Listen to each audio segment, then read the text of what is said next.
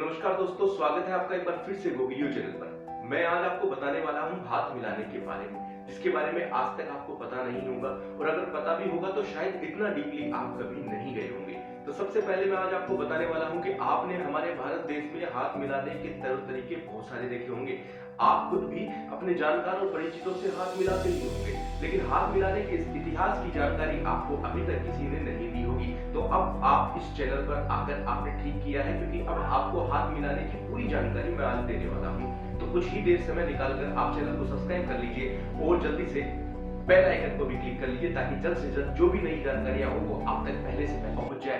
दोस्तों, हाथ मिलाने की शुरुआत तो बहुत सालों पहले ही हो चुकी थी।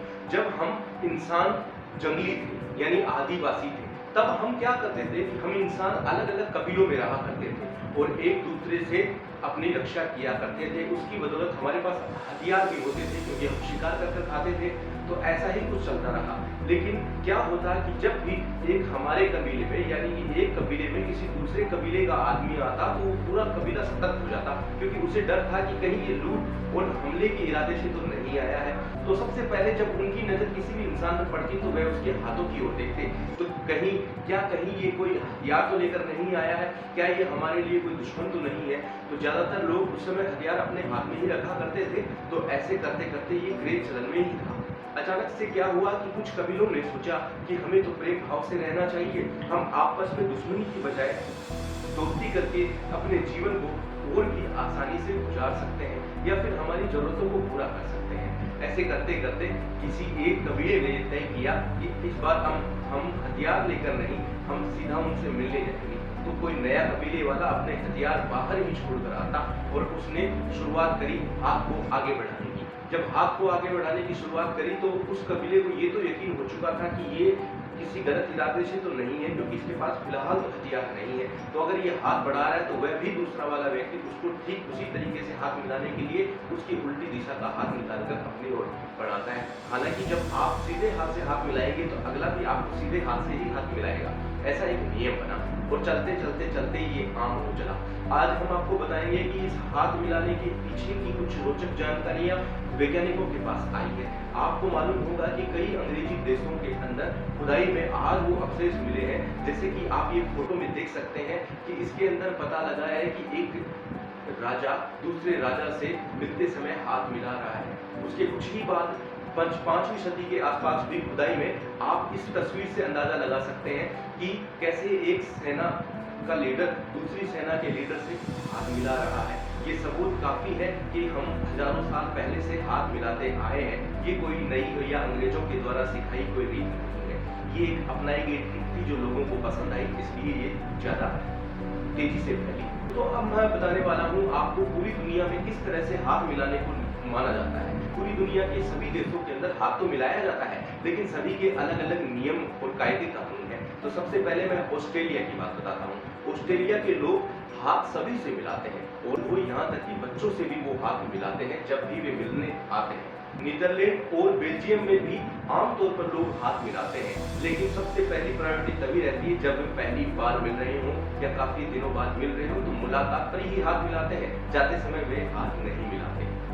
दोस्तों, नॉर्वे के अंदर भी लोग हाथ मिलाते हैं, लेकिन ज्यादातर इसको प्राथमिकता दी जाती है किसी व्यापारिक डील की सहमति पर। दो पक्ष एक फैसले पर राजी होते हैं तो अंत में वे हाथ मिलाकर अपने इस हाथ मिलाने का परिचय देते हैं।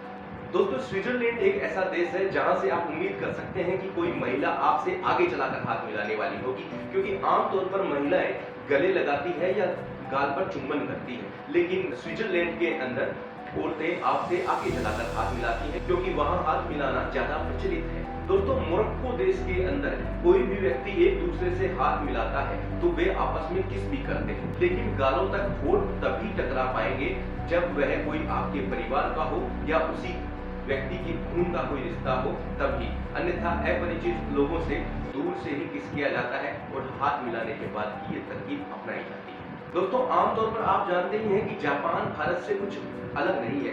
हमारे यहाँ से मिला जुला ही सिस्टम है, क्योंकि जापान में भी भारत की तरह हाथ मिलाने की प्रथा प्रचलित नहीं है, क्योंकि भारत में लोग नमस्कार करते हैं और जापान में लोग झुककर एक दूसरे का अभिवादन करते हैं, क्योंकि जापानी लोग आपस में आज भी झुककर ही एक दूसरे को सम्मान देते हैं। हालांकि विदेशियों को, आने वालों को जापानी लोग हाथ मिलाकर उनको सम्मान तो देते हैं, लेकिन विदेश से आने वाले लोगों को ये भी सूचना दी जाती है कि कोशिश करें कि जापानी ही जब हाथ आगे बढ़ाए तभी आप हाथ मिलाएं, आगे चलाकर आप हाथ न मिलाएं। कुछ अफ्रीकी देश ऐसे भी हैं जब दो व्यक्ति एक दूसरे से हाथ मिलाकर बातें कर रहे हैं तो वे जब तक हाथ नहीं छोड़ेंगे जब तक वे बातें खत्म नहीं हो जाती। इसका मतलब ये है कि जब कोई दो व्यक्ति हाथ मिलाकर बातें कर रहे हो तो तीसरे व्यक्ति को वहां जाने की आज्ञा नहीं है, यानी कि उनसे बीच में डिस्टर्ब करके बात नहीं की जा सकती। तो दोस्तों, हाथ मिलाने की जो प्रचलन है वह एक विश्वास का प्रतीक है, यानी किसी भी चीज के प्रति आप सहमति जता रहे हैं इसलिए आप हाथ मिला रहे हैं। अब आमतौर पर लोगों को एक दूसरे से मिलते समय हाथ मिलाते हैं, जाते समय हाथ मिलाते हैं, कुल मिलाकर ये एक दूसरे के सम्मान का प्रतीक बन चुका है। अगर आपको भी ये आदत है तो बहुत धन्यवाद है, कोई दिक्कत नहीं है, इसको आप कंटिन्यू रखिए। लेकिन भारत के अंदर आपको पता ही है, भारत के अंदर तो आपको पता ही है कि यहाँ नमस्कार किया जाता है। ये नमस्कार भी पूरी दुनिया में सबसे अलग देश है हम, तो इसीलिए हमारी एक अलग नीति है, हम इसी हिसाब से चलते हैं। लेकिन फिर भी अगर हाथ मिलाने में कोई हर्ज नहीं, क्योंकि दुनिया में हम किसी भी देश से कम नहीं है, बराबर से आंख मिलाकर बात करने की क्षमता हम में है। तो बात यहीं पे खत्म करते हैं। चैनल को जरूर से सब्सक्राइब करें, शेयर करें, वीडियो को लाइक करें, लगातार देखते रहें। तो